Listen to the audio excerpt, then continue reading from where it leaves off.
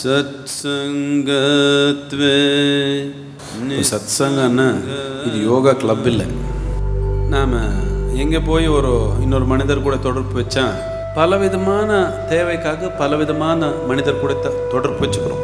அப்படிதான் ஒரு இடத்துல நமக்கு உடல் தேவை, இன்னொரு இடத்துல மனநிலைக்கு ஏதோ தேவை, உணர்வு நிலைக்கு ஏதோ தேவை, இல்லை பொருளாதாரத்துக்கு ஏதோ ஒன்று தேவை. அந்தந்த மாதிரி தொடர்பு வச்சுருக்காங்களே இல்லையா வாழ்க்கையில். இப்போது நாம் உள்வளர்ச்சிக்கு நாம் ஒரு தொடர்பு வச்சுக்கிறோம். இதுக்கு சத் சங்கம்னு சொல்கிறோம். சத்தான உண்மை, சங்கம்னா அது கூட தொடர்பு. உண்மை கூட தொடர்பு ஒரு மாதிரி ஒரு சங்கம். எதுக்கு இது நானே பண்ணிக்க முடியாதா? நீங்கள் பண்ணிக்க முடியும். ஆனால் சாமானியமாக மக்களுக்கு ஒரு சூழ்நிலை என்ற உதவி தேவை எப்பவுமே இருக்குது. அந்த மாதிரி சூழ்நிலைக்கு எப்போ நம்ம உள் வளர்ச்சிக்கு உதவியாக இருக்கிற மாதிரி சூழ்நிலை இருக்குதோ அதுக்கு சத் சங்கம்னு சொல்கிறது. இந்த சத் சங்கம்ன்றது நிசங்கம்.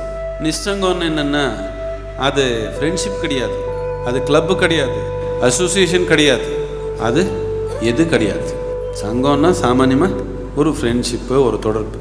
இது அப்படி இல்லை, இது தொடர்பு. ஆனால் தொடர்பில்லாத தொடர்பு. எப்போ இந்த நிசங்கம் வந்துடுச்சு, இப்போது நிர்மோகம் தானாகவே வந்துடும். எப்படின்னா முழு ஈடுபாடாக இருக்கிறோம், ஆனால் சிக்கல் இல்லாமல் இருக்கிறோம். சத்சங்கத்தில் வந்து உட்கார்ந்தோம், நாம் முழு ஈடுபாடாக இருக்கிறோம் இங்கே இருக்கிறவங்க கூட எல்லாமே. ஆனால் அவர் கூட எது சிக்கல் இல்லாமல் நாம் இருக்கிறோம். ஈடுபாடாக இருக்குது, ஆனால் பற்று இல்லாமல் இருக்குது. எப்போ இப்படி வந்துடுச்சோ இது ஒரு அசைவில்லாத ஒரு நிலை.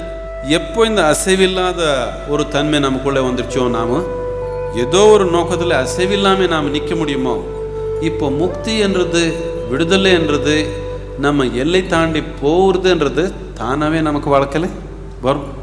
நம்ம பிரச்சனை என்னென்னா நாம் ஒரு நிமிஷத்துக்கு 100 தடவை நோக்கம் மாற்றிக்கிறோம் நம்ம வாழ்க்கையில்.